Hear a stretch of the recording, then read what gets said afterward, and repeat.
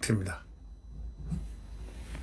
이 중국 동포 카르텔에 의해서 장악된 이 요양병원 간병인들이라는 제아의 글이 그 최보식 언론에 김진환 전 삼성전자 중동구 지역장 전무를 했던 이분이 글을 썼습니다. 아주 리얼한 글입니다. 아주 충격적인 글입니다. 네. 이 중국 동포들이 카르텔을 조직해가지고 이 카르텔에 의해서 장악된 요양병원 간병인들이 딱 뭉쳐있다는 겁니다. 이래. 이 카르텔. 이거 큰 위험한 거 아닙니까? 예. 그러니까 자식에게 지불을 해주고 요양병원서 이들에게 두드려 맞습니다. 요양병원서 매맞는 노후를 보냅니다. 자, 이런 글입니다. 이거 기가 막힌 일이죠. 짐작은 갈 수도 있지만 이게 중국 동포 카르텔에 의해서 딱 이렇게 카르텔을 장악해서 장악된 요양병원 간병인들끼리 이런 얘기가 이게 사실이라는 겁니다. 이렇게 되면 이건 보통 큰일이 아니죠. 누가 요양병원을 가겠습니까? 누가 자식들이 효성이 있는 사람들은 누가 보내겠습니까? 그러니까 또 자식들에게 집 해주고 요양병원에서 또 매를 맞아야 되는 노후를 보낸다? 이 중국 동포들은 좁힌다 이거예요. 다 자기들이 카르텔이 돼 있으니까 괜찮다 이거예요. 이게 말이 됩니까 이게? 예. 자식에게 집 해주고 요양병원에서 매맞는 노후, 이 위선의 쇠사슬을 끊어내야 한다고 이 김진환 필자는 그렇게 주장을 하고 있습니다. 필자가 이 김진환 씨가 코로나19 백신 후유증으로 전신마비의 사투를 벌이면서 요양병원 중환자실에서 보낸 6개월은 자기가 이제 후유증으로 전신마비 사투를 벌이면서 요양병원 중환자실에서 보낸 6개월은 대한민국 노인 돌봄 시스템이 이미 파산했음을 알리는 처절한 고발 현장이었다는 겁니다. 그곳에서 목격한 것은 국가의 방치와 가족의 무력함, 국가가 방치하고 있고 1. 가족의 무력함, 가족들이 무력하고 그리고 그 틈을 파고든 무소불위의 외국인 간병 인력이 만들어낸 돌봄의 지옥도였다는 겁니다. 아, 이건 놀라운 얘기입니다. 이 필자인 이 필자가 코로나19 백신 후유증으로 전신마비 사투를 벌이면서 요양병원 중환자실에서 보낸 6개월을 보면서 실제로 다 본 거예요. 네. 대한민국 노인 돌봄 시스템이 이미 파산했다는 걸 알리고 처절한 이 고발 현장이었다는 그 상태가 그곳에서 목격한 것은 국가가 방치하고 가족이 무력하고 가족의 무력함, 가족 필요 없다는 거예요. 무력함. 그리고 그 틈을 파고든 무소불위의 외국인 간병 인력, 수위 중국인들, 이 중국인 간병 인력이 만들어낸 돌봄의 지옥도였다. 이 지옥도. 바로 여기에 초점이 있다는 거예요. 현재 대한민국 요양병원 현장은 사실상 간병인 중개소에 장악돼 있다는 겁니다. 간병인 중개소에 장악돼 있다는 겁니다. 간병인 중개소에 장악돼 있다는 겁니다. 간병인의 절반 이상을 차지하는 중국 동포들이 등 외국인의 인력의 실태는 가히 충격적이라는 겁니다. 이들은 병원 소속이 아니기에 병원의 통제권 밖에 있습니다. 병원의 소속이 아니기 때문에 병원 통제 밖에 있습니다. 사설 중개소의 지휘 아래 카르텔을 형성합니다. 사설 중개소의 지휘 아래 카르텔을 형성하고 있습니다. 그래서 이번 필자가 입원해 있던 그 요양병원은 간병인의 80% 이상이 중국 동포들에 의해서 장악돼 있다는 겁니다. 이들의 횡포가 심해가지고 누구의 견제도 거의 받지 않은 무법지대라는 겁니다. 여러분 이거 어떻게 생각하십니까? 이 김진환 이 삼성전자 중동 지역장 전무를,까지 하신 분입니다. 이 코로나로 전신마비가 돼가지고 6개월 동안 요양병원에 있었는데 요양병원에 있었는데 그때 실태를 완전히 보고서 얼마나 충격을 받았으면 이렇게 글을 쓰겠습니까? 이분은 글을 자주 쓰시는 분이에요. 아주 엘리트 코스를 밟은 분이고 아주 똑똑한 분입니다. 내가 목격한 내라는 것은 누구냐? 이 김진환 씨가 목격한 그들은 언어 소통의 부재를 넘어서 환자를 인격체가 아닌 치우고 치워야 할 업무 대상으로 취급했습니다. 24시간 상주라는 명목 아래 좁은 간이 침대에서 생활하면서 쌓인 스트레스는 고스란히 환자에 대한 폭언, 방치, 심지어는 학대 수준의 강압적 처치로 이어졌다는 겁니다. 더 무서운 건요, 이들이 없으면 요양병원 자체가 돌아 안 간다는 기형적 구조 탓에 환자하고 가족, 그리고 심지어는 병원조차도 이들의 환자 학대를 목격하고도 입을 꼭 다물어야 하는 의뢰처지로 전락했다는 점입니다. 병원이 의뢰처지가 돼버렸다는 거예요. 병원이 꼼짝 못한다는 거예요. 그게 말이 됩니까? 국가가 간병교육과 인력관리를 민간과 외국인 인력의 자율에 맡겨둔 결과가 그렇게 된 거다 이거야. 우리 병든 부모들은 생의 마지막을 낯선 이의 손에 맡긴 채 인권의 암흑지대에서 지옥도 죽어가는 바로 그런 중이다 이런 얘기예요. 여러분 어떻게 생각하십니까? 남의 일 같습니까? 지극히 개인적인 의견이지만 이 비극의 뿌리에는 한국 특유의 기형적인 주택점유 구조인 전세제도와 자산 대물림이 있다고 본다 이렇게 얘기합니다. 그러니까 굉장히 이분이 그때 6개월 동안 이 요양병원에 있으면서 그 실태를 이렇게 보면서 너무나 충격을 받은 거예요. 대한민국 부모들이 평생 일궈온 전 재산을 자식의 주택 마련을 위한 목돈으로 상납을 하는 거다 이거야. 자식은 그 돈으로 전세를 끼고 집을 사고 부동산 계급에 올라타지만 그 대가로 부모의 노후 금고는 텅 비어버린다는 겁니다. 심지어 일부 여유 있는 부모는 자식에게 좋은 교육 환경을 마련해 준다는 명목으로 대치동과 과외, 또 해외 유학 등 최상의 교육을 제공하면서 자식을 위해서 무리한 투자를 감행한 겁니다.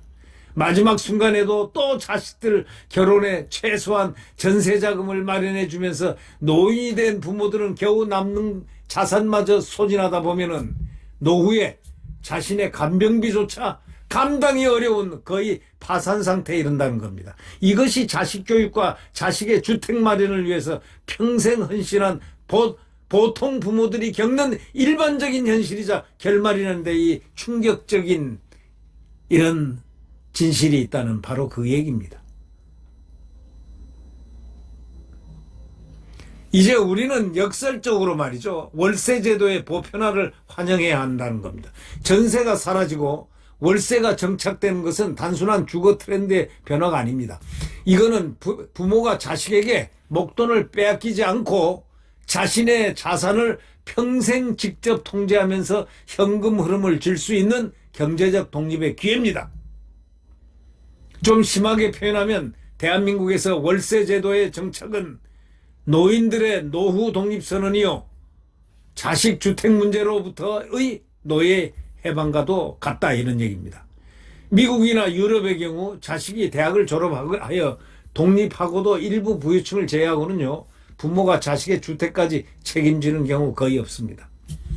웬만한 부유층 자식들도 그런 생각조차 품지 않습니다. 그 이유는 서구 사회는 오래전부터 월세제도가 정착되어 있습니다. 그 미국 가보세요. 전부 월세입니다.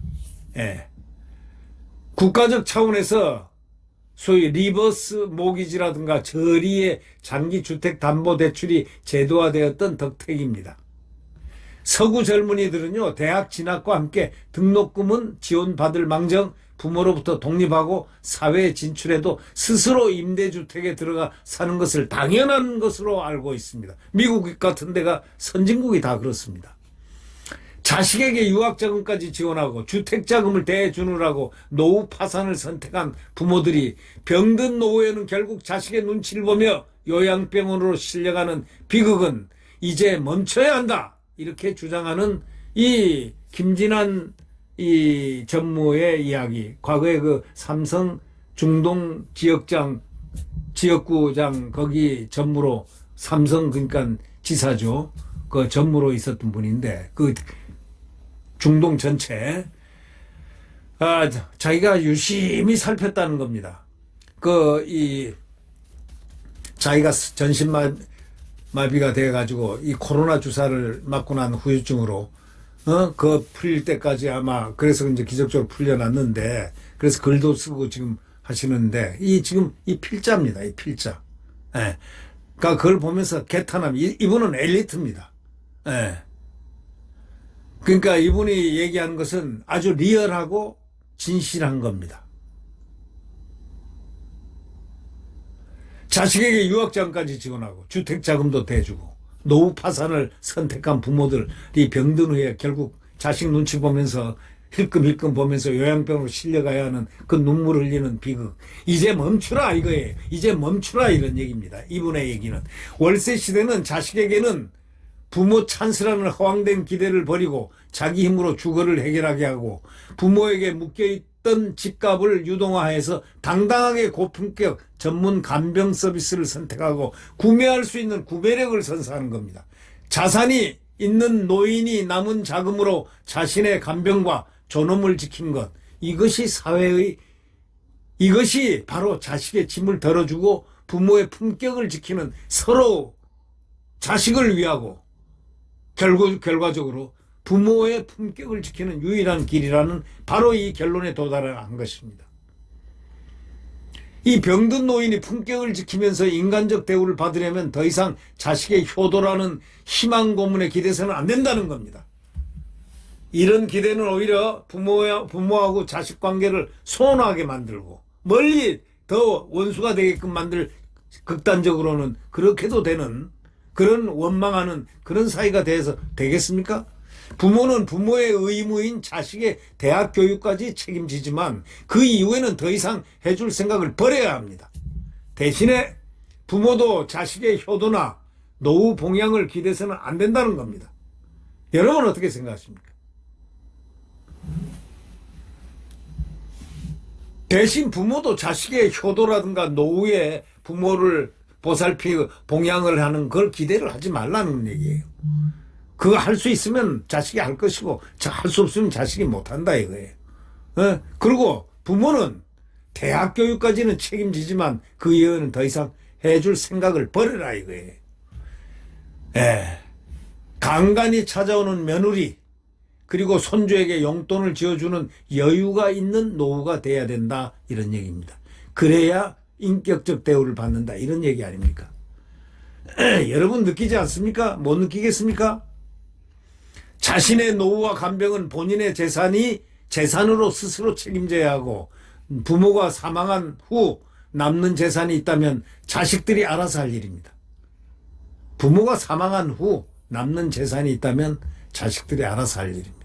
물론 재산이 아주 많은 부모나 스스로 노후를 책임지지 못해 국가의 지원에 전적으로 기대해야 하는 부모는 별개의 이야기입니다.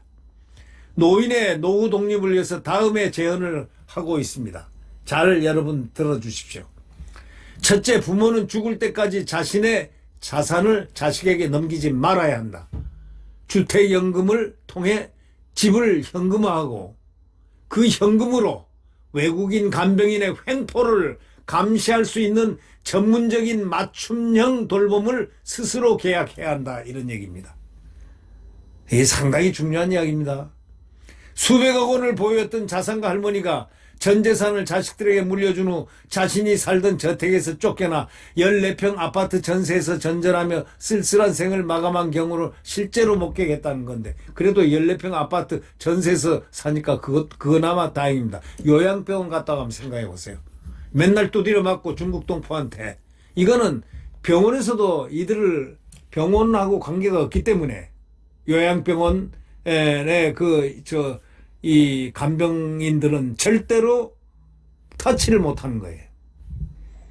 그리고 여기는 중국 동포들이 카르텔을 형성해가지고 자기들이 딱 권한을 해서 인권의 사각지대가 돼 있다는 거. 이런 얘기입니다. 둘째, 정부는 외국인 간병인에 의존하는 현재 구조를 타파하기 위해서 간병인을 국가 자격화하고 이들을 병원이 직접 고용하도록 법제화해야 된다는 거예요. 병원이 직접 고용하도록 법제화해야 된다는 거예요. 병원이 직접 고용하도록 법제화해야 한다는 겁니다. 간병 범죄 엄청나다 이겁니다. 간병 범죄나 학대 이력이 있는 인력은 영구히 시장에서 퇴출시킬 수 있도록 하려면 강력한 관리망이 필수적인데 국가가 이걸 안 하고 있다는 얘기입니다. 이게 나라입니까? 마지막으로 이 존엄과 돈과 관리에서 나온다는 것. 이분 필자인 이 김진환 씨가 경험한 바에 의하면은 요양병원은 현대판 고려장 그 자체라는 겁니다. 부모의 재산을 미리 가져간 자식들은 바쁘다는 이유로 면회조차 뜸해지고 무법과 횡포에 방치됩니다. 무법과 횡포는 누구냐? 간병인들이라는 거예요. 여기는 중국인 카르텔이에요. 돈 없는 부모는 외국인 간병인의 거친 손길에 몸을 막힌 채 눈물로 밤을 지새운다. 이런 얘기입니다. 그리고 결국 어느 날 주변에 아무도 없이 외로이 숨을 거두는 것. 이건 다반사라는 게 아니 대부분이라는 거예요. 요양병원에서 방치된 노인들은 병으로 죽기보다는 외로움과 서러움으로 생을 포기하여 죽는 겁니다. 내가 중환자실에 있는 동안 내가라는 건 이 필자인데 이 김진환 전무입니다.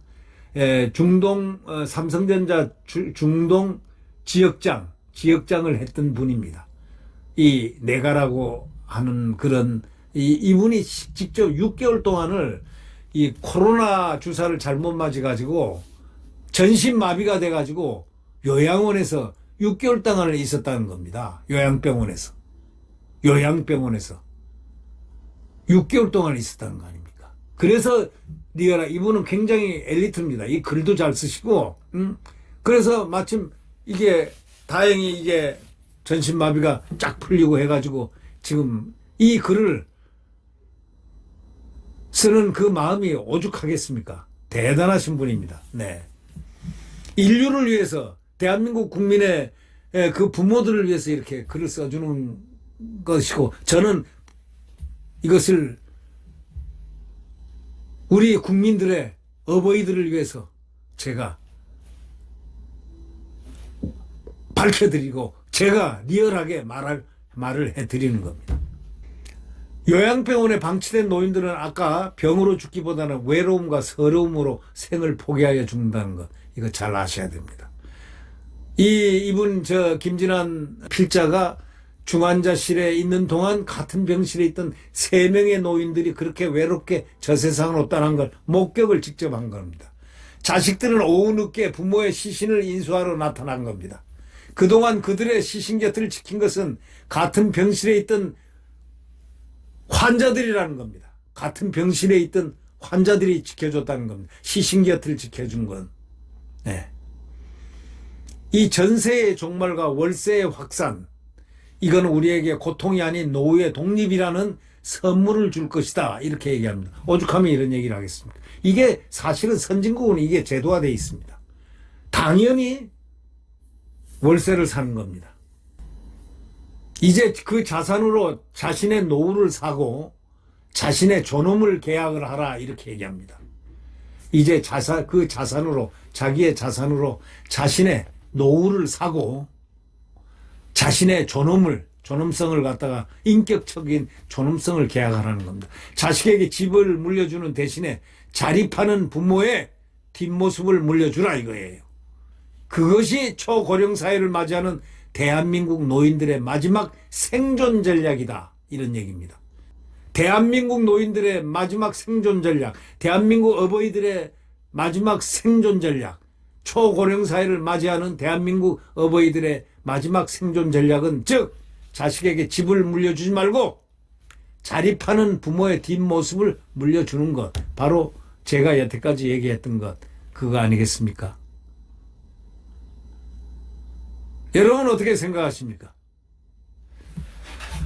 네, 구독 버튼과 엄지를 눌러주시면 대단히 감사하겠습니다. 여러분 안녕히 계십시오.